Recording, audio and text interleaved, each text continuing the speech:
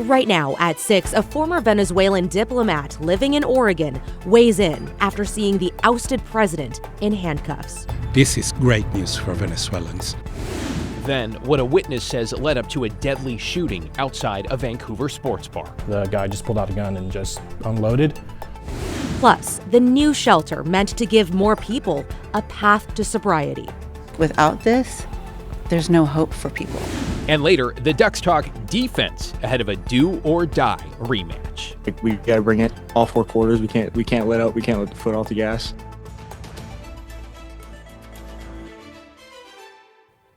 First at 6, an update on the arrest of Venezuelan President Nicolas Maduro and his wife in Caracas, a move by the Trump administration that's drawn considerable criticism and around the globe, lots of questions. Thanks for joining us. I'm David Molko. And I'm Christine Pitawanich. Today, both pleaded not guilty on charges including narco-terrorism conspiracy and drug trafficking, with Maduro saying he was kidnapped and saying he remains Venezuela's president. Meantime, in Venezuela, the country's vice president was sworn in as acting president after Maduro's removal from power. The White House says the U.S. expects to play a role in Venezuela's political transition, including future discussions around sanctions and the country's oil industry. Well, the developments have sparked sharp international reaction, with leaders in places like China, Russia, and several Latin American countries, including Colombia, condemning U.S. action as a violation of sovereignty. There is no justification whatsoever under any circumstances for the unilateral use of force to commit an act of aggression. The U.S. maintains the operation by special forces was legal. Maduro and his wife Celia Flores are being held pending their next court appearance. Let's bring in our Libby Dowsett now with more on this. And Libby, you caught up with a former Venezuelan diplomat who lives in the Portland metro. What did he have to say?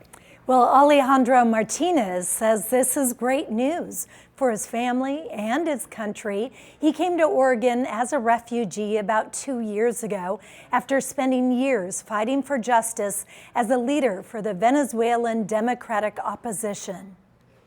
People talk about President Maduro. Maduro wasn't president. He stole 2 elections. Born in Venezuela, Alejandro Martinez is a former ambassador for the Democratic Interim Government of Venezuela, now living in the Portland area.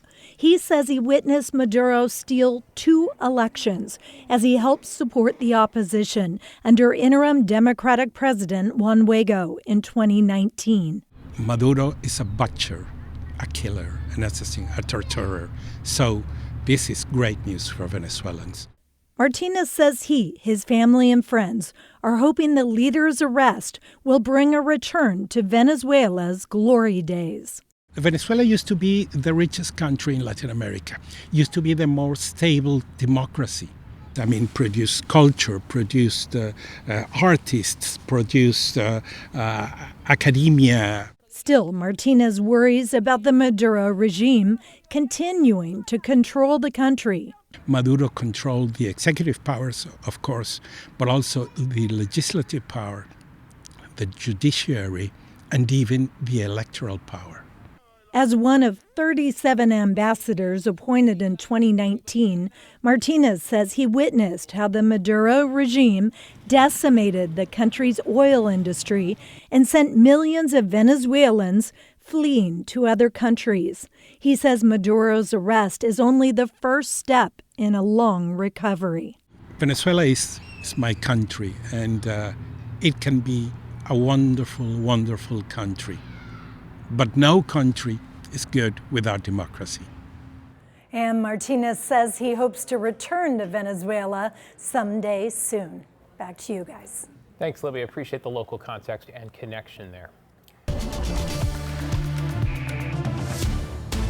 All right, to a KGW weather impact alert now for the Cascades. Yeah, Matt, sounds like we're talking about a good amount of snow here. Yeah, this will be our heaviest snowfall of the season by far. I mean, even when we had that good snow back in, what was it, late October, I think, and then things kind of shut down. This is exactly what we need to really give a boost to our ski season and to our winter snowpack, of course, which is very important as we get into spring and summer. So weather impact alert for Tuesday, Wednesday, and Thursday on the cusp of that one, but certainly for tomorrow and on Wednesday, we've got the weather impact alert. Heavy snow in the Cascades. You will need traction tires or chains to get up and over the mountain passes because the conditions will by far be the most treacherous and the worst that we've seen so far this winter. We've got a winter storm warning up for the entire run of the Oregon Cascades and the Washington Cascades beginning tomorrow morning and extending into Thursday. This is actually a fog advisory for the valley. That just popped up here, and that's an issue for us tonight as well. Dense fog advisory down there. But the Cascades, that'll be the weather story this week. The amount of snow that we get, the likes of which we haven't seen so far this winter. This is a 37-inch total for Mount Hood between now and Thursday night. 32 inches at Hoodoo, 28 inches at Mount Batzer. Keep in mind, these are forecasts. Some of the forecasts are quite a bit higher than that. Some are a little bit lower. Nonetheless, we should easily end up with a couple of feet of snow. Let's break this down day by day. The other good news, the snow level stays right around 2,500 feet through this period of heavy snowfall. Comes up a bit Friday, then it goes up as we dry out next weekend. But look at our snowfall forecast. 6 to 12 inches tomorrow, 10 to 20 inches Wednesday, another 5 to 10 on Thursday. That adds up to at least 21 inches and maybe as much as 42 inches over that 3-day period. So again, this is exactly what the snow doctor ordered, guys. Yeah, we need that snow. Thank you, Matt. To Clark County now, where a suspect made his first court appearance today after authorities say he shot and killed a man outside a Vancouver bar. It all happened at the Off-Ramp Sports Bar and Grill on Northeast 112th in Vancouver, just off I-205. That's where our Devin Haskins joins us live this evening. Devin, you spoke with the victim's friend. Yeah, I did. The friends tell me that the victim is the type of person that would do anything for others. Today, just a few hours ago, the alleged shooter in that case, Jared Taylor, appearing in court, charged with murder. 28-year-old Jared Taylor in jail after allegedly shooting 43-year-old Corey Jones outside the Off-Ramp Bar and Grill in Vancouver late Friday night. Corey was just kind of like everybody wanted to be around him. Very just kind of outgoing, loud-spoken, just huge sport fanatic. Corey's friend Jared Gonzalez says the two were hanging out at the bar, had briefly spoken with Taylor when things apparently got heated.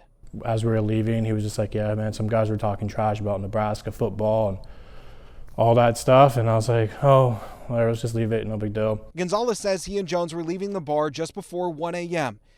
My friend was like, he went up to him and like was saying, no, dude, it's just a joke, learn to take a joke. And then by the time he got to the last word of joke, the guy just pulled out a gun and just unloaded. He says about 8 or more shots were fired. I just was the lucky one to not get hit. Gonzalez says his friend was a dad to 5 children and a grandfather to 2. As he waited for paramedics to arrive, he says he saw Corey take his last breath. I'd been telling my friend to hang in there, and then the cops finally showed up, and I was his last breath. As deep as that gets, but I was his last breath, and it's hard to say that. Jared Taylor turned himself in to Vancouver police on Sunday and has been charged with second-degree murder and unlawful possession of a firearm. The state wants Taylor to remain in jail without bail. A judge telling Taylor today during his appearance that if he's convicted on the murder charge, that's a minimum of 20 years to life in prison. Back to you. Devin Haskins in Vancouver tonight. Thank you, Devin. Yes, we are emergency. In your headlines, the pilot of the Alaska Airlines flight that had a door plug blow out over Portland 2 years ago today is suing Boeing and Spirit Aerosystems. The lawsuit filed in Multnomah County Court alleges manufacturing errors, including missing bolts and defective work, led to the explosive decompression. Everyone on the plane survived. The pilot also says Boeing damaged his reputation by implying the flight crew was at fault. He wants $10 million in damages. And the man accused of barricading himself inside a Tigard home in an hours-long standoff is in the hospital with life-threatening injuries. That's according to the Tualatin Valley Fire and Rescue. The standoff started at 11 o'clock last night when officers responded to a report of a fight between family members at a home near Southwest El Dorado Drive and Fisher Road. The Washington County Sheriff's Office says the man had guns and began setting fires inside the house.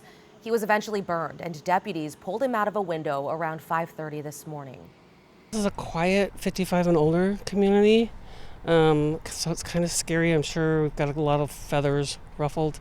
Nothing like this ever happens around here. It's very quiet, very safe. Haven't seen anything like this the whole time we've been here.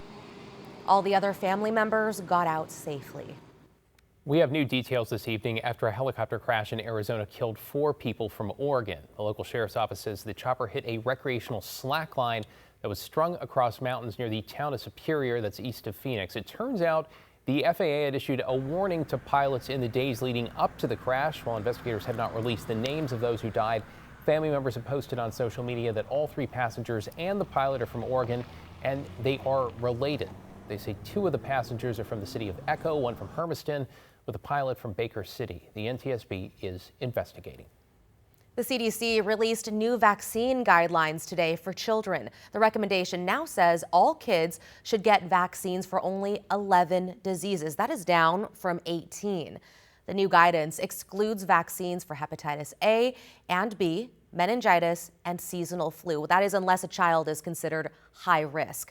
The new schedule does not say there are vaccines kids should not get, and parents who want their kids to get all the vaccines will still be able to do so. Insurance will also continue to cover the shots. Straight ahead.